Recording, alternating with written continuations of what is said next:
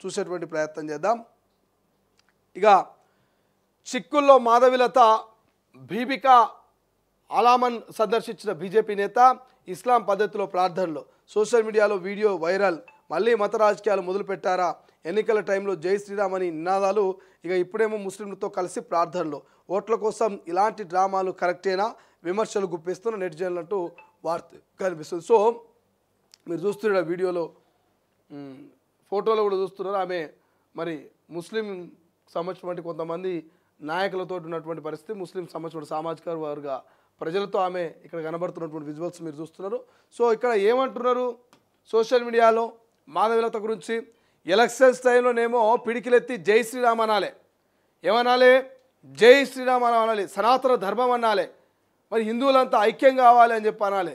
So ఇట్లా ఇట్లా ఇట్లా ఇట్లా గుంజాక ఇట్లా బాణం ఇట్లా ఇడవాలి. మరి ఇప్పుడు ఎందుకు ఆ బాణాలు లేవు? ఇట్లా ఇట్లా ఎందుకు గుంజుతలేదు? మరి ఎందుకు ఇప్పుడు జై శ్రీరామ్ అంటలేదు? ఎందుకు మరి ముస్లింల దగ్గరికి పోతున్నది? ఎందుకు మరి ఆమె అక్కడటువంటి బీబికా ఆలంను ఎందుకు సందర్శించింది? అంటే మత రాజకీయాలు మరి మాధవిలత చేస్తుందా అనేటువంటి ఒక చర్చ జరుగుతున్న సోషల్ మీడియాలో. పొట్టు పొట్టు కామెంట్లు పెడుతున్నారు. మీరు ముస్లింల దగ్గరికి పోండి, క్రిస్టియన్ దగ్గరికి పోండి, హిందువుల దగ్గరికి పోండి, ఇంకా అవసరమైతే సిక్కులు, జైన్లు అందరి దగ్గరికి పోండి, కానీ అన్ని సందర్భాలు అలాగే బిహేవ్ చేయండి. ఎన్నికల టైంలో కేవలం హిందువులను రెచ్చగొట్టి జై శ్రీరామ్ అని ఓట్లు దండుకొని ఇక ఎన్నికలు అయిపోగానే నేను మళ్ళీ క్రిస్టియన్ దగ్గరికి పోతా, ఇక్కడ ముస్లిం దగ్గరికి పోతా, లేకపోతే ఇంకోటి దగ్గరికి పోతా అని చెప్పేసి మత రాజకీయాలు చేస్తే మాత్రం సరైన పద్ధతి కాదని సోషల్ మీడియాలో అక్కకు లెఫ్ట్ రైట్ ఇస్తున్నారు. మొత్తం పొట్టు పొట్టు కామెంట్లు పెడుతున్నారు మాధవిలత గురించి. ఏం యాక్టింగ్ చేస్తున్నారు అక్క, మీరు మహానటి అని పెడుతున్నారు ఒక్కొక్కరు మీమ్స్. ఎందుకంటే మరి అట్లుంటుంది మాధవిలత ఒక పర్ఫార్మెన్స్. అప్పుడప్పుడు చూస్తుంటారు కొంతమంది మీరంతా. అప్పుడే మంత్రాలు చదువుతుంది అక్క, అప్పుడే మళ్ళీ నార్మల్ స్థితికి వస్తుంది.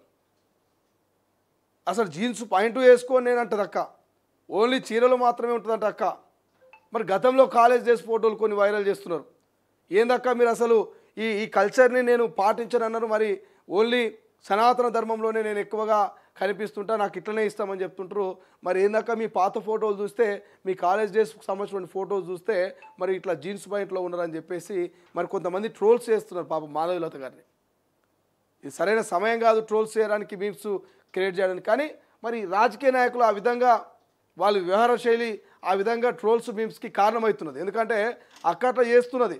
మొన్నటిదాకా ఎంఐఎంని తిట్టి, మొన్నటిదాకా అసలు నేను ముస్లింలు అంటే నాకు పడదన్నట్టుగా మాట్లాడి, అసలు క్రిస్టియన్స్ అంటే నాకు పడదన్నట్టుగా మాట్లాడి మత రాజకీయాలు చేసినటువంటి మాధవిలతక ఇవాళ ఎవరినైతే తిట్టిందో మళ్ళీ వాళ్ళ దగ్గరికే పోయి మళ్ళీ రాజకీయాలు మొదలుపెట్టిందని ఒక చర్చ అయితే నడుస్తున్నది. మరి ఈ చర్చకు మాధవిలత ఎట్లా స్పందిస్తుందో చూడాలి. మీమ్స్కి ట్రోల్స్కి ఏం రియాక్ట్ అయ్యి ఏం సమాధానం చెప్తుందో చూడాలి. బట్ సోషల్ మీడియాలో మాత్రం మాధవిలత వీడియోలు వైరల్ అవుతున్నాయి. మహానటి మాధవిలత అని చెప్పేసి మరి టైటిల్స్ పెడుతున్నారు. చూడాలి ఏం రెస్పాన్స్ అవుతుంది అక్క. బీజేపీ ఏమైనా రెస్పాండ్ అయితే చూడాలి. బీజేపీ అధిష్టానం కొత్త అధ్యక్షుడు రామచంద్రరావు మరి అక్క చేస్తున్న ఈ మతపరమైనటువంటి రాజకీయాలకు ఏమైనా రియాక్ట్ అవుతారా ఏందనేది చూడాల్సినటువంటి అవసరం ఉంది.